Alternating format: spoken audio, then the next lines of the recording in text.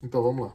Eu vou explicar para vocês em relação à triagem das hard drives HP.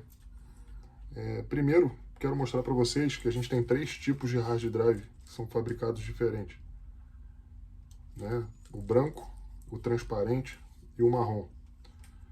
Os três funcionam da mesma forma, usam contatos semelhantes, os pontos são idênticos. Questão aqui de diferença de fabricação mesmo, né? O material utilizado na fabricação do flat é diferente. A placa em si é a mesma. O local de fabricação, né, a região de fabricação no mundo é que difere. Né? A PCB é a mesma, a placa do hard drive é a mesma. Né? Como que a gente vai fazer essa triagem? Né? Como que eu aconselho fazer essa triagem aí? Primeiro você vai desmontar o carro de impressão, né? Você vai separar as placas dessa forma e a gente vai fazer uma análise nesses pontos, né? Os pontos metálicos que fazem contato com o cartucho, eles não podem estar escuros. Alguns pontos, eu vou colocar para vocês aí a imagem do polimento, alguns pontos a gente consegue polir e desoxidar. Só que como esses pontos eles são colados aqui, a tinta muitas das vezes, o tempo que ele fica com alagamento de tinta aqui, faz com que a tinta penetre por baixo da laminação. Não quer dizer que a placa está ruim, mas eu não aconselho que vocês façam isso para vender para um cliente, por exemplo. Se for uma placa que você vai usar para o seu uso, né, que você vai fazer para você, não vai ter tanta diferença assim. Então vamos lá, placa marrom, os contatos perfeitos, só para exemplificar. Placa transparente, contatos perfeitos. Essas placas já foram lavadas, eu lavo ela com detergente neutro, seco naturalmente, deixo elas penduradas na frente de um ventilador, deixo ela secando durante um dia. Tá vendo? Elas estão com contato perfeito. Placa branca, que é a mais comum, né? As que mais vieram para o Brasil são essas. Também, contatos perfeitos, lavados. Essas placas aqui já passaram por uma triagem minha e todas já estão separadas para serem reparadas. Essa daqui é um exemplo de placa que já sofreu um alagamento, tá vendo? Nesse caso aqui, do lado esquerdo, do lado colorido. Provavelmente algum cartuchinho já vazou aqui e já ficou pressionado por muito tempo sobre os contatos. Se colocar no microscópio, não vai ver que não está rompida a trilha. Porém, existe uma oxidação muito forte desse lado de cá. Então, o risco de você fazer esse trabalho de recuperação nessa placa especificamente, que teve esse alagamento, o risco de você fazer esse reparo, esse recondicionamento da placa e te trazer um problema futuro é grande. Porque se for no caso de uma impressora Ink Tank, Smart Tank, dessa série de reservatório, nem tanto. Mas se for numa impressora de cartucho, onde a pessoa coloca e tira o cartucho toda hora para poder recarregar, a chance de isso aqui te dar um problema é grande. Aqui, como vocês sabem, ele tem um plate de borracha que encaixa aqui atrás e tem uma mola para poder manter pressionados os contatos. Né? Então, uma placa dessa, por exemplo, eu não faço para um cliente. Mas às vezes para você salvar uma garantia, uma impressora que voltou para você e é meio que uma perda e para você já vai ser um prejuízo, é bom você ter uma plaquinha dessa. Uma plaquinha dessa vai salvar você numa hora dessa. Você pode fazer ela e para diminuir o seu prejuízo, você pode usar uma plaquinha dessa. Né? Não quer dizer que ela está inutilizada. É uma placa que também fica boa com o nosso procedimento. Então, a triagem em si, a gente vai eliminar a placa que sofreu alagamento nos contatos, vai eliminar as placas que estão com ponta de flat danificado. Eu não tenho nenhuma aqui no momento, mas acontece muito, principalmente para pessoas que não estão acostumadas a lidar com impressora, com aparelhos eletrônicos, de soltar essa tala do cabo flat e a pessoa tentar às vezes colar com super bonder. Também já vi da pessoa tentar colocar papel, de usar inúmeros métodos, né? O método que eu uso aqui, vou até pegar para mostrar para vocês, o método que eu uso aqui, eu uso essa fita da 3M, que é uma fita utilizada para colar tela de celular. Essa fita é muito boa. Quando acontece de soltar essa tala aqui, o que eu faço é limpar com thinner, né? Eu tenho um thinner, eu limpo a tala, ela vai sair essa parte azulzinha, isso aqui é uma cola, o que deixa ela azul é uma cola, é uma tala transparente. Essa daqui está até soltando. Você vai limpar com thinner as duas faces, vai colocar aquela dupla face, cortar direitinho, colar ela, não solta de novo, aquela dupla face seria muito boa. Ela faz pouco volume, ela não vai atrapalhar na entrada do cabo flat. Então vamos lá, na triagem, voltando ao nosso assunto, né? Na triagem, a gente tem que verificar questões de alagamento de tinta que podem entrar nessa laminação do contato e também verificar se essa pontinha do cabo flat não está danificada, com os filamentos soltos, amassados. Se o filamento estiver solto, eu não aconselho reutilizar não. Por quê? Eu vou colocar até uma imagem para vocês aí em seguida, ou vou sobrepor a imagem aqui na tela para vocês entenderem. O cartucho ele trabalha com filamentos aqui, ó. Você vai ver que existem filamentos mais largos no flat. Esses filamentos mais largos são os filamentos de energia. São os pontos onde passam a corrente de energia na placa, né, que abastecem o cartucho com energia. O cartucho é um passivo, né, então a placa vai colocar a energia no cartucho e vai transmitir dados lógicos, né, que vão desse processador que está embaixo desse quadradinho branco aqui, ó. O processador vai gerar dados lógicos que vão abastecer o cartucho com, né, que a gente chama de clock, data, são os pontos lógicos da placa. Então vamos lá, defeitos de não reconhecimento do cartucho, defeitos que a gente chama de defeitos eletrônicos ou defeitos lógicos, que são aqueles cartuchos ou aquelas placas que estão tendo problemas imprimindo quadradinho, imprimindo fragmentado. Esses defeitos lógicos também são reparados nesse treinamento. Então, para você fazer a sua triagem aí para mandar a placa para mim, ou até mesmo para você utilizar na sua assistência, eu aconselho dessa forma. Essas placas que já sofreram alagamento na laminação não são placas descartadas, mas são placas que não são ideais para venda, porque você muitas das vezes não sabe em qual tipo de máquina que ela vai trabalhar. Como eu falei, se for numa ink tank, numa impressora de reservatório, onde a cabeça de impressão praticamente não é retirada, uma placa dessa não vai ter problema. Mas se for numa impressora de cartucho, né, numa impressora do 122, do 662, do 664, 667, essas impressoras que usam essa PCB aqui, se for numa impressora dessa, você corre o risco, né, de tanto colocar e tirar o cartucho, e o fato de ter entrado tinta nessa laminação do flat, você corre o risco de um rompimento e ela voltar a dar problema. Não vai ser o mesmo problema que você vai reparar, mas o cliente não quer saber, né? O cliente não quer saber se o pato é fêmea, que é o ovo, né? É o que eu falo aqui. Então, assim, essa triagem vai ser muito importante para a gente colocar um dinamismo, acelerar o nosso procedimento. Hoje, eu com a experiência que eu tenho aqui, eu até gravando para vocês esse conteúdo de reparo das placas, eu consegui reparar coisa que eu nunca tinha medido, né, porque eu faço aqui meio que em produção, tem alguns serviços aqui da empresa que só eu faço, e esse é um. Eu percebi que o que eu gasto aqui, né, para fazer todo esse procedimento é em torno de 15 a 18 minutos por placa, né? Então, não apesar de ser um procedimento invasivo, é um procedimento muito por serem coisas muito pequenas, é um procedimento muito minucioso, porém é um procedimento simples, um procedimento rápido, e é uma coisa que que eu até falo, né, durante as minhas propagandas, né, durante as conversas que eu tenho com outros técnicos, é que isso que eu faço aqui não é reparar a placa, tá?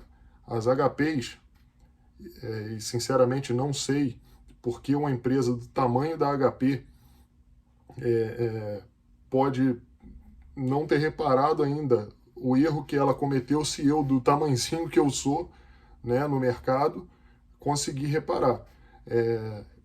Eu não sei por que a HP continua perdendo mercado para outras marcas, não só por essa questão das controladoras, que foi o que deu o ponto final no mercado das impressoras de cartucho, né? Eu acho que muita gente perdeu a paciência com cartucho, porque eu também tenho aqui a minha recarga e acredito que vocês que trabalham com recarga também passem por isso. Muitas das vezes o cliente chega na nossa recarga, o cartucho está queimado e a gente vai explicar para o cliente que o cartucho está queimado e o cliente simplesmente não entende. Ele acha que a queima do cartucho é uma responsabilidade nossa. E não é. Né? Como vocês sabem, o cartucho ele não é fabricado para ser recarregado.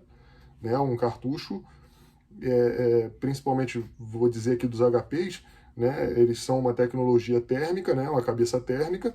Ele é um cartucho que sofre caloria o tempo todo, é um cartucho que foi fabricado, na maioria das vezes, com 2 ml, 4 ml, ou na melhor das hipóteses, com 8,5 ml o original, com rendimento aproximado que a HP dá aí de 14 páginas por ml. Eu aqui, por exemplo, o normal que eu costumo reparar é que um cartucho HP hoje ele dura em torno de 4, 5 recargas expandidas. Eu trabalho aqui hoje com uma recarga expandida. Eu vou colocar uma imagenzinha para vocês depois aí também do maquinário que eu uso. Hoje eu tenho um maquinário bem completo na minha recarga. A gente trabalha com máquinas pneumáticas para retirar a tampa do cartucho, com corte preciso na tampa. Trabalha com chipadoras, alguns modelos, né? A gente coloca chip para o cartucho voltar a marcar o nível. Então, assim, a gente tenta trabalhar com o máximo de qualidade possível, uma boa tinta, um bom manuseio, né? Os funcionários sempre com luva na mão. Sim, a estática é uma coisa importante, mas sinceramente não vejo como causa de queima a estática da mão, o manuseio. O cliente muitas das vezes não entende essa questão que o cartucho não é feito para ser recarregado, a recarga é um reaproveitamento, mas existe aquele cliente também que vocês já devem ter chegado na assistência de vocês aí, e que fala, meu cartucho queima toda hora. Né? E a gente busca o quê? Às vezes saber sobre variação de energia, que também é uma causa, é um atenuante, vamos dizer assim, é uma coisa que soma, né, na durabilidade do cartucho. A gente sabe que o cartucho que é mais utilizado é o cartucho que dá mais recarga, aquele cliente que imprime todo dia, que não deixa o cartucho parado, é o cliente que consegue recarregar mais vezes.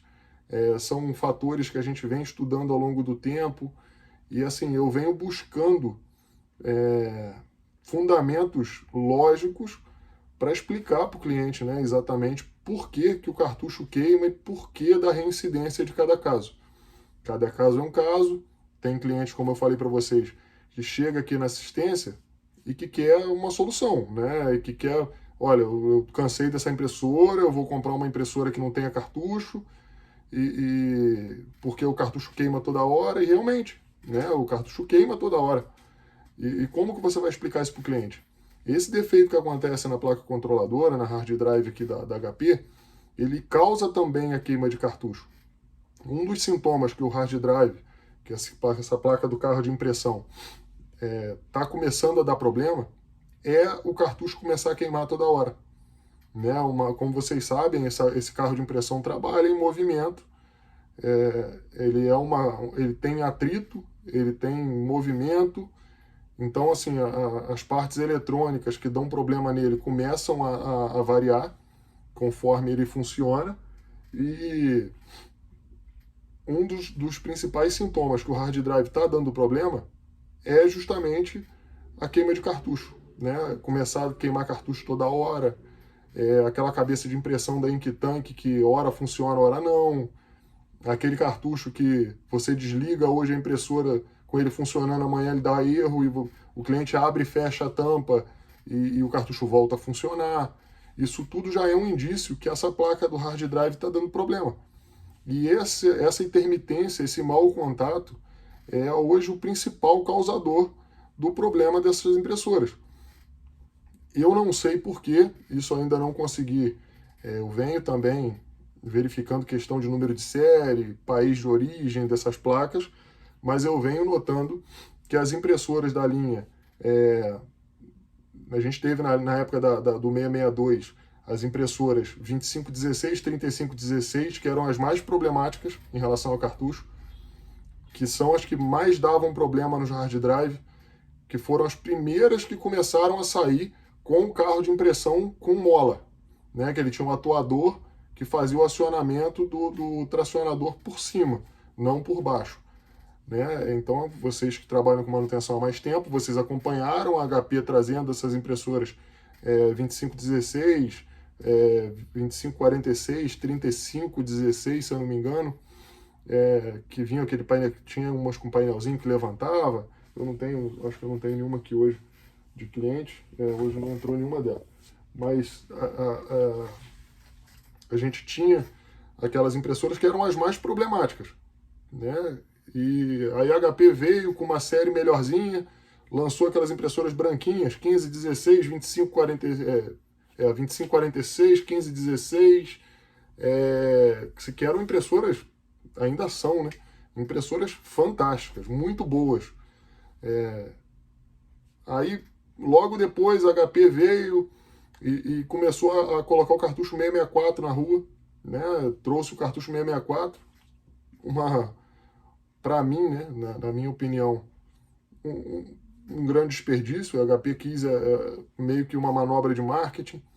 Ela mudou o layout da impressora um pouco, modernizou as cores, colocou cores na impressora né, e veio com esses modelos 2136, né, 2676, aquelas mini multifuncionais, né, aquelas menores do mundo, se eu não me engano, 3676, que são impressoras excelentes, tá? Do cartucho 664 são as melhores, são as que menos dão problema de hard drive, aquelas mini multifuncionais.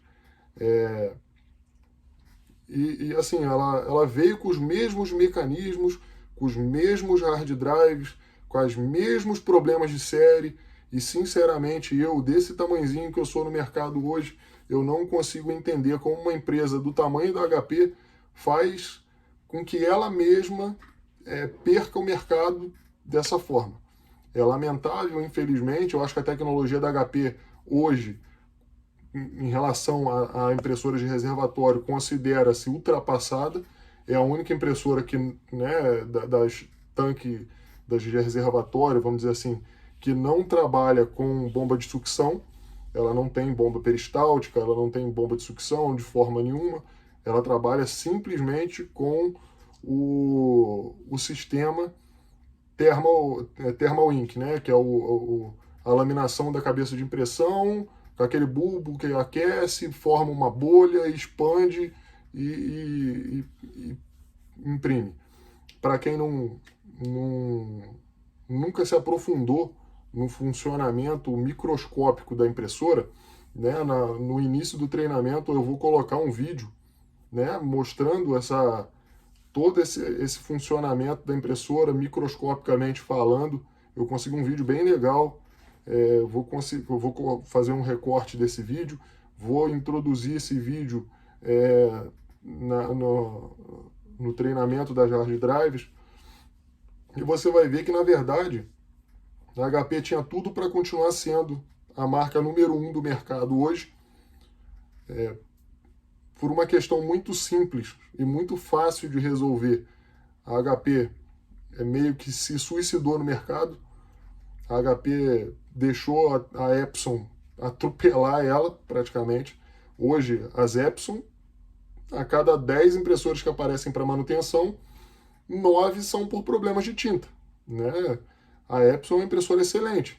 Existem problemas de série? Sim, existem. Você vai ver num vídeo meu, vou colocar até o cardzinho aqui, você vai ver um vídeo meu, por exemplo, que está na plataforma do Hotmart, que mostra que as HPs, que as Epson, você vai ver o vídeo no Hotmart que mostra que as Epson trazem, né, hoje, as 3250, 3260, 4250, elas trazem ainda um problema de atrito na bomba de vácuo que fazem um desgaste do excêntrico e que elas perdem pressão na bomba de sucção. Depois de 20 mil páginas, já vi impressoras com 15 mil, dependendo do uso, né, da quantidade de limpezas que a pessoa fica fazendo automáticas e usando a bomba.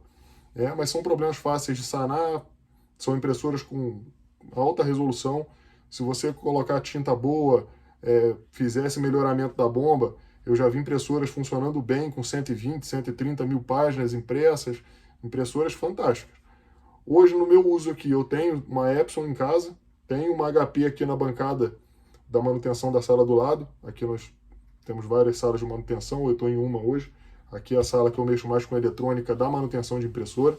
Eu estou na bancada de eletrônica.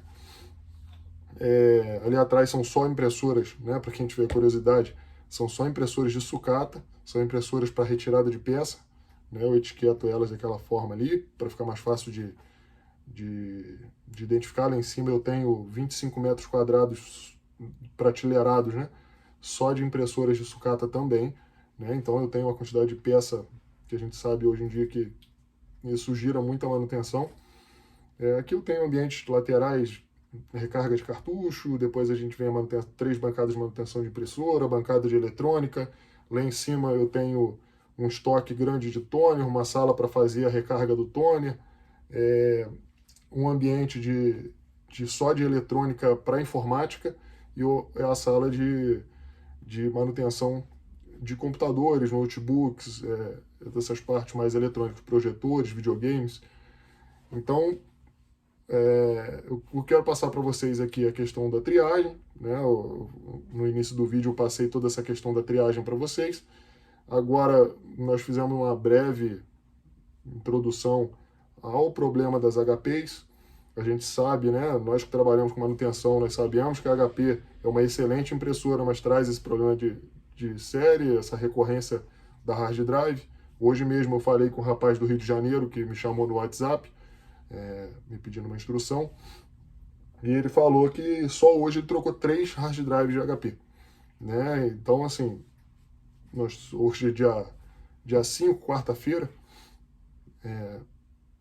hoje 3 trocas de hard drive na minha manutenção, por exemplo, representariam R$540, né? Eu cobro R$180 uma troca de placa dessa, com limpeza geral, lubrificação, né? Se precisar recarregar o cartucho eu já recarrego, é o preço que eu coloquei aqui. É um preço razoável para uma impressora que hoje custa R$300, né? Mas que vai vir com problema, né?